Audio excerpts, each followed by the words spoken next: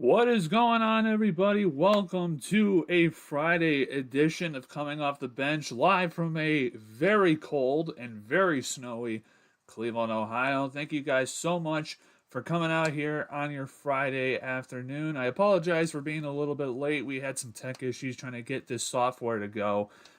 So that was a pain in the ass, but we got it working now. Everything is good to go. Thank you guys so much for all of your support. You guys have been absolutely smashing it recently with all of your support. Thank you guys so much for everything that you've given this channel. It's been absolutely outstanding to see. But before we get into today's segments, make sure you guys hit the like button, subscribe if you're new. We're trying to get to 1,000 subscribers. We're at 974 right now. Make sure you guys, if you have not hit subscribe yet, hit subscribe. But today's show, we got 3 segments for you today. We are going to be talking about Shedeur Sanders versus Caleb Williams, that quarterback matchup that has been absolutely going to be cinema on Sunday. We're going to be talking about that, giving you guys my thoughts about the game. We're also going to be talking about some crazy, insane, absolutely mind-boggling update surrounding the Sherrone Moore case. We're going to be updating you guys about that because, my God, did it go in a direction that I don't think anybody thought it would go. We're going to be talking about that. And then for the final segment, Joe Burrow hinting a couple days ago that maybe his time in Cincinnati with the Bengals is closer to the end than maybe some other people realize. But that's what we're going to be talking about. Make sure you guys hit the like button. Helps us out in the algorithm. Subscribe if you're new. If you have not hit subscribe yet, we just need 26 more of you guys to hit subscribe. That's all we need. So thank you guys so much for all of your support. And without further ado, let's get into the first segment of the day, shall we? So we are going to be talking about Shedeur Sanders and Caleb Williams are going to be facing off on Sunday in Chicago. It is going to be a very, very cold game in Chicago. The wind chills are going to be minus 10, below zero. It's going to be a very cold, very blustery game in Chicago. Now, I don't know if the conditions are going to be viable enough for the Browns to let it go with Shedeur, but to me, this is a good opportunity for Shedeur Sanders because he's already, he already had a way better game than Cam Ward. This is a good game for Shedeur Sanders to go out there and play against a better quarterback. I would say Caleb Williams is a mid-tier quarterback at this point. To go out there against a former number 1 overall pick, to go out there and to play a very good football game. Now, it also comes down to Tommy Rees and his play calling ability and what the game plan is going to be for the Browns and Shedeur Sanders in that type of weather conditions. But it's going to be a very interesting game plan that Tommy Rees and Stefanski are going to come up with to try and maximize Shedeur Sanders, okay? And the best part about this game, for a Shedeur Sanders standpoint, the defense for the Bears is not necessarily the greatest. They're not a good defense, okay? So Shedeur is going to have a better time at having success against this Bears defense, okay? That is going to be very key for the Browns to try and win this game because I think the Browns defense is starting to give up a little bit. If the Browns defense can somehow shore up and say, okay, what we did last week against the Tennessee Titans, allowing them to run all over us, that's not going to happen with the Bears, okay? If they're able to do that, they're able to go back to playing, actual Browns defense, being the supposed elite unit that we all thought that they were supposed to be, then it's going to make Shedeur's job a lot easier. I think you have a good young core on offense with Shedeur, Quinshon Judkins, Dylan Sampson, Harold Fannin. You got a good group, a small group on offense that can definitely help you win this football game on Sunday. And I think a lot of the, advantage for the Browns too is also going to be on the ground. Now, they're going to be without Joel Bitonio, they're going to be without Wyatt Teller, Jack Conklin's probably going to be out with a concussion. Ethan Posick is out, so you're going to have Luke Whippler in there as your center. But it's going to be a very run heavy game because of the conditions. I don't know if it's going to be snowing. I know it's going to be very cold. But if the Browns are able to establish the run game with Quinshon Judkins, Dylan Sampson, and then set up the pass. I know Stefanski likes to say he likes to set up the run with the pass. He likes to invert it. But this is a game where you're going to have to run the ball to set up the pass. And to me, I think that's the best strategy to win this game in that condition. You're going to have to give the Quinshon Judkins, you're going to give him the ball probably 25 times. He's done it before. He's had success. You probably give Dylan Sampson maybe 4 or 5 carries, but he's going to primarily be your receiving back out of the backfield. To me, the Browns are going to have to do a lot of play action to try and sell the fakes and the runs. I think that is going to be the best way for the Browns to win this game on Sunday. And I think that they can do it. I really do. I think that there is a good possibility that the Browns can come out of this game with a victory if they just stick to that plan.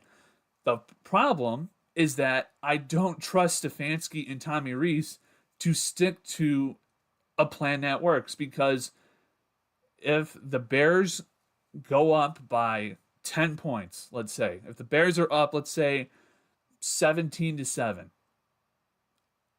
that's where Stefanski is going to run into his typical, we're just going to pass, and that's going to be it.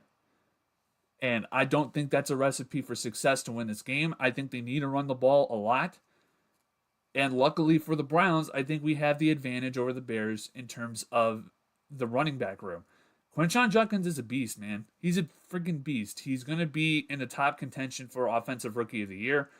Dylan Sampson is small, so he's hard to tackle, and he's super fast. He's lightning quick. He can catch out of the backfield.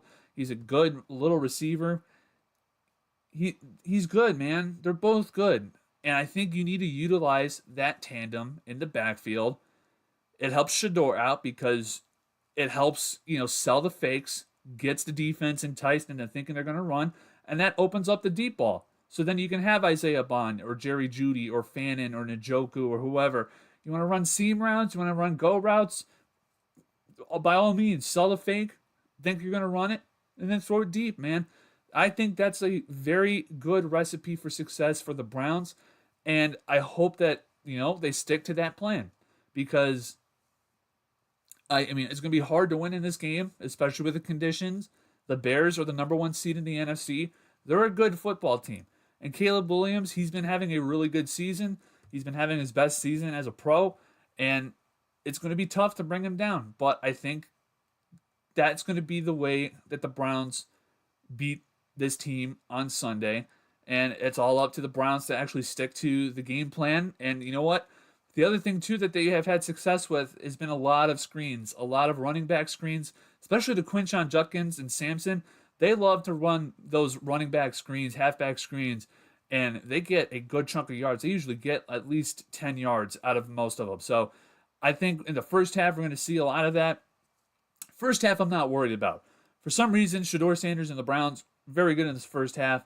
It's after halftime when the team makes adjustments and the Browns seemingly just fall apart in the second half. I'm going to be very interested to see what the Browns do, and I hope that they can stick to the game plan that I laid out. And maybe, you know what, if they have a different game plan and it works, let's see how it works out on Sunday. But to me, it's going to be a very tough challenge for the Browns and Shedeur, but I think they can do it. And you know what, we'll see on Sunday, but it's going to be a very fun game between Shedeur Sanders and Caleb Williams. I can't wait for that. Okay. that's the first segment done. Thank you guys so much for coming out here on your Friday afternoon. Make sure you guys hit the like button, subscribe if you're new. Thank you guys so much for coming out here. And let's get on to the second segment of the day. We're talking about the Sherrone Moore case because, my God, has it is just insane to me. It's just insane to me. Hold on 1 second. Okay. It's just insane to me how this case gets weirder and weirder. So, let me flip this. There we go. Okay, so if you thought the Sherrone Moore case could not get even more insane, somehow, some way, it has topped itself. It has become even more crazier. If you thought that having an inappropriate relationship with a staff member, having Plan B DoorDashed to your residence or to your office, and cheating on your pregnant wife and 2 kids was not crazy enough. Then on top of that, breaking into your assistant coach's office or assistant coach's home and threatening to harm yourself and him and getting arrested. If you thought that wasn't crazy enough, it somehow gets even more crazy. It gets more crazy because we learned from yesterday, according to multiple people, that apparently, this is from Justin Spiro. He is a journalist. He's host of a show, the Justin Spiro Show. Sherrone Moore allegedly DM'd an OnlyFans model at halftime of this year's Ohio State game. This dude was in the biggest rivalry game in college football, and he was DMing OnlyFans girls. He is the master gooner. Sherrone Moore was a master gooner, apparently. Because, I'm sorry, man. How are you in the most important game of your season, the most cherished rivalry in all of college football, Ohio State, Michigan? It's called the game because there is no other game like it. And you are apparently out here trying to DM an OnlyFans model. How is that possible? It gets worse. It gets worse. Somehow, some way. It gets worse. Okay? So, this one comes from the New York Post. Now, granted, New York Post, not necessarily the most reputable source. This is also from that same OnlyFans model that Sherrone Moore was talking to. So, the New York Post goes on to say, OnlyFans model claims ex-Michigan football coach Sherrone Moore slid into her DMs, that's talking about the Ohio State game, and revealed he attended the Diddy party, or a Diddy party. This man, allegedly DM'd an OnlyFans model during the Ohio State Michigan game at halftime when he's supposed to try and help his team win. And on top of that, he attended a Diddy party. This man is the master gooner. He is a gooner. It's insane. It is insane to me. And this one I love too, the Age of Gen Z. This guy came out with a reply. Sherrone Moore, $30 million coach fired for an inappropriate relationship, arrested for assault, slid into an OnlyFans model's DM, and partied with Diddy. His fall from grace is a masterclass in self-destruction. I know, this one's insane, but I saw one. I hope I could find it here. There was one that was so funny. It was, it's like, which one of us hasn't thrown... Oh yeah, here we go. Before you criticize Sherrone Moore, ask yourselves, who among us has not cheated and gotten a staffer pregnant while publicly following several OnlyFans accounts on Instagram? I mean, my God, man. What is this guy doing? What was this guy doing? I'm sorry, man. If he, this is what I said in my video, okay, about this case. If he thought that he could get away with this and have nobody notice, I don't know what his issue was. I really don't. I don't know what he thought he could get away with if this was the case, because apparently too there was reports coming out that he was suffering from mental health issues and that they fired him without having an HR person there to try and like comfort him, or a therapist comfort him, because losing your job and getting fired from your job is a very traumatic experience. I understand that. And apparently he was suffering from mental health problems. A lot of people were taking notice of it. And supposedly, I was listening to Cleveland Browns Daily the other day. Supposedly, this investigation has been going on for more than a year.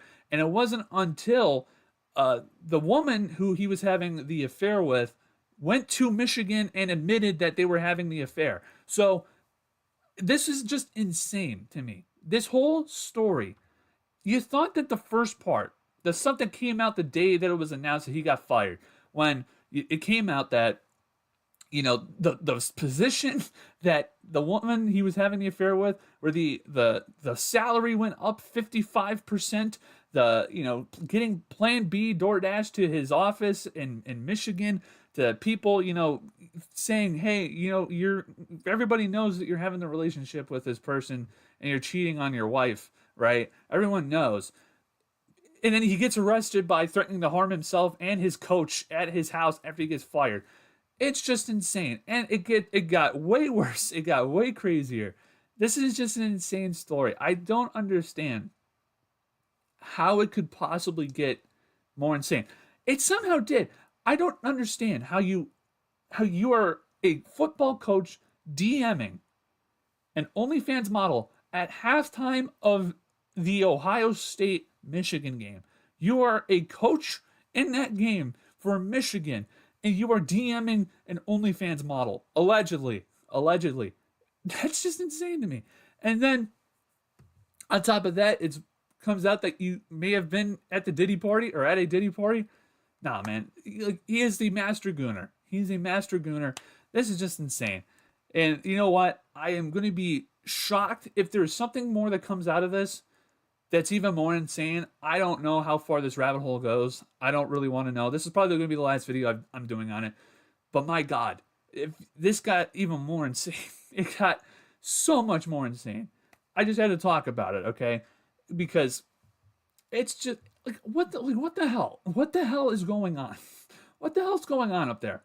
And again, I said it in my video yesterday. You got 11 coaches either fired or banned, or arrested or banned at Michigan under the Jim Harbaugh era, okay? From coaches who were coaching with Jim Harbaugh after he's left, who still stayed at Michigan.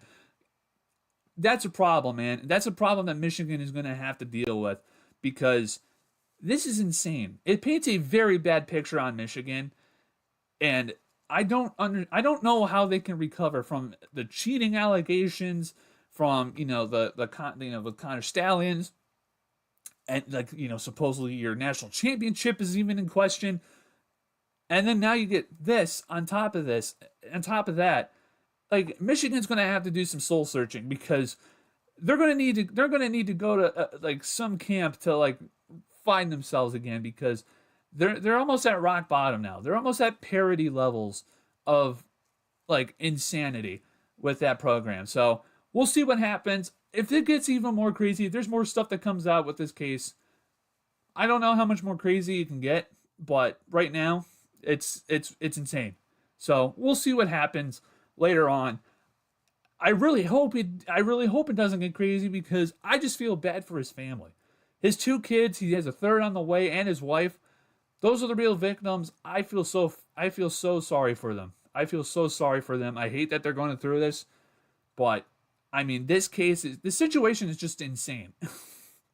It's just insane, and it continues to get insane, but we'll see what happens as the days go on. I'm sure we'll get more information. He's still detained and in the jail for assault, so we'll see what happens with Sherrone Moore and the investigation that follows, but I don't know how much more crazier this whole thing can get, but I guess we'll see.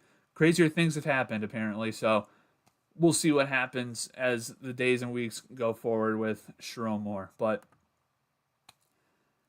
I don't know, guys. That's insane. That's insane.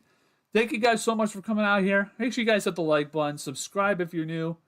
We got one more segment to do here on the show, and it's going to be a big one. It's going to be a very big one because it's going to be very important for the NFL, for the AFC North, for the Cincinnati Bengals, and for the Cleveland Browns. It's very, very important. And we'll get that set up here in just a second. Thank you guys so much for coming out here or for watching whenever you guys are watching. All right. You guys ready for the final segment? Here we go. So to cap off this drama-laden show with a insane story coming out of Cincinnati that I have not heard a pip about. No, I haven't seen many people talking about it. I guess just because, it is, Cleveland, that we're not paying attention to the Bengals. But Joe Burrow just came back from injury a couple of weeks ago, and he had a press conference talking about their upcoming game, and he made some very surprising comments that may hint at his time in Cincinnati coming to an end relatively sooner than many people thought. And we're going to be taking a look at that here in just a second, but it's going to be very tough for the Bengals to move on from Joe Burrow, but it sounds like Joe Burrow may be starting the snowball effect of pushing it down the hill, and I think it's starting to tumble. But here's Joe Burrow from the other day talking to the media about having fun. How he's not having fun playing football right now, and his frustrations with Cincinnati and some other things going on. But here's Joe Burrow. He spoke to the media the other day. This is what he had to say. No, it certainly doesn't change my desire to win.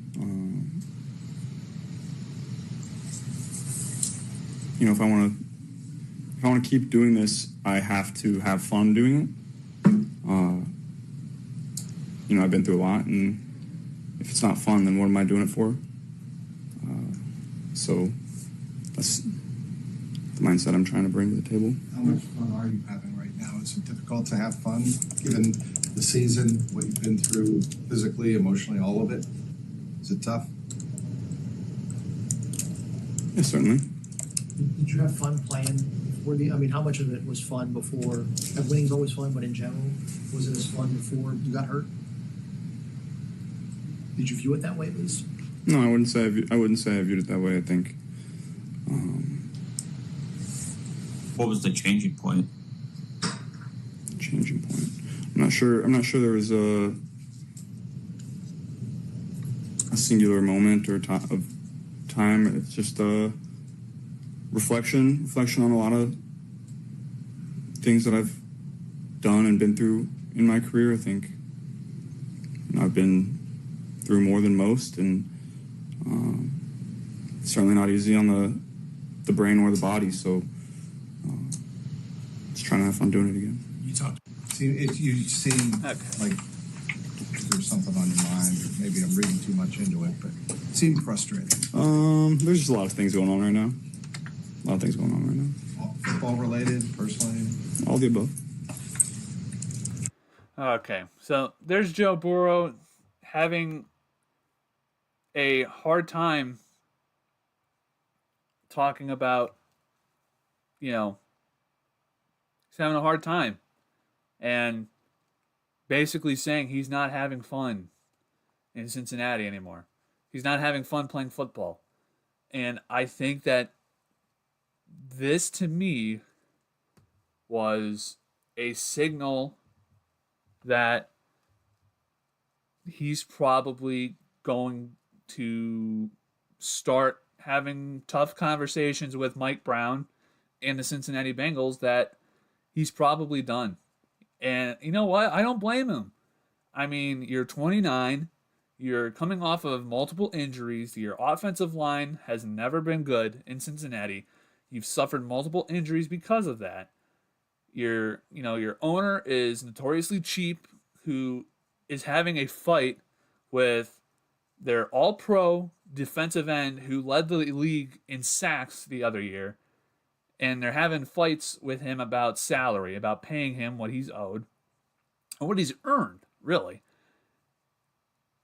It's got to be frustrating. And he said that too. He's got other things going on. That's fine. That's it's perfectly understandable.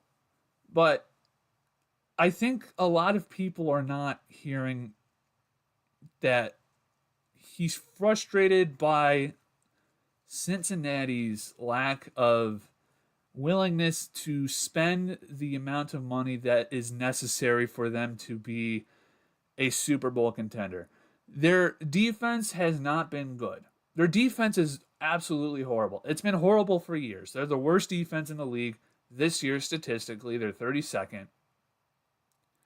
And they have not done enough around Joe Burrow, short of him putting the team on his back and like having to carry them to the Super Bowl. They're just not a good football team. They are fine. Like, Joe Burrow is a top 5, top 3 quarterback in this league. He just is. He just is. From a talent standpoint, he is a top 3 quarterback in this league. Now, if they were to put him on a team like the Browns, I think the Browns probably win, are probably 6, what are they, 3-10 now? They're probably what? 6-7? 6-7? I don't know. They're probably 6-7 with Joe Burrow at quarterback right now. With this roster, they are probably 6-7. But the problem is that Joe Burrow recognizes that he's not going to get anywhere with this team. And the issue with him is that he is signed with the Bengals until 2029. So he's there for at least a foreseeable future, unless he decides to go the Trey Hendrickson route and the Logan Wilson route and demanding a trade. Then you can have a different story. I don't think that they trade him. I don't think that they are going to do that just because of the cap hit in the contract. But that's the only. It sounds like we're starting to get the ball rolling with Joe Burrow in Cincinnati, that his time in Cincinnati is going to be coming to an end relatively soon. And you heard him here. You heard him in that press conference. He's broken. He's beaten. He's down. He's downtrodden. And I mean, to be honest with you, I don't blame him. I mean, he's supposed to be one of the best quarterbacks in the league. He's consistently hurt. He's consistently having, season-ending injuries or injuries that take a long time for him to come back and play football. The team is not good. They've missed the playoffs multiple years in a row at this point. Multiple people on the team keep requesting to trade, to get traded from the team.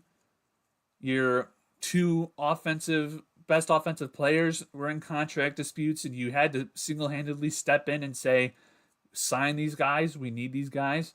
You had to force your owner to re-sign 2 of the best receivers in the league. I'd be frustrated too, man. And again, this is why I think Joe Burrow is going to be starting the process of getting out of Cincinnati.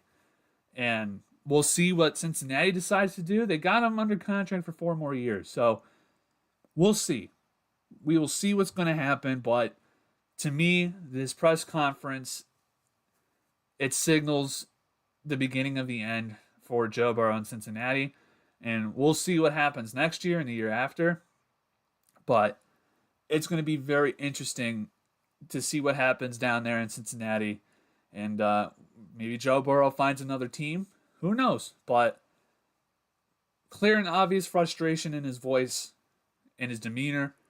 and we'll see what happens. But it's going to be very interesting to see over the next couple of years down there with Joe Burrow, Mike Brown, and the Bengals. And we'll see if they decide to, actually put some money into the team, and especially on that defensive side of the football, because they need it. They need all the help that they can get, and Joe Burrow needs all the help that he can get. So we'll see what happens down there. Okay, guys. Those are all the segments I had for you guys today. Thank you guys so much for coming out here on your Friday afternoon. Hit the like button. Subscribe if you're new. Thank you guys so much for watching this show. Hit the subscribe button. Hit the like button. We're going to be back here Sunday afternoon after the Browns-Bears game for the live post-game show. Make sure you guys stay tuned for that. I'll see you guys all Sunday afternoon after the Browns.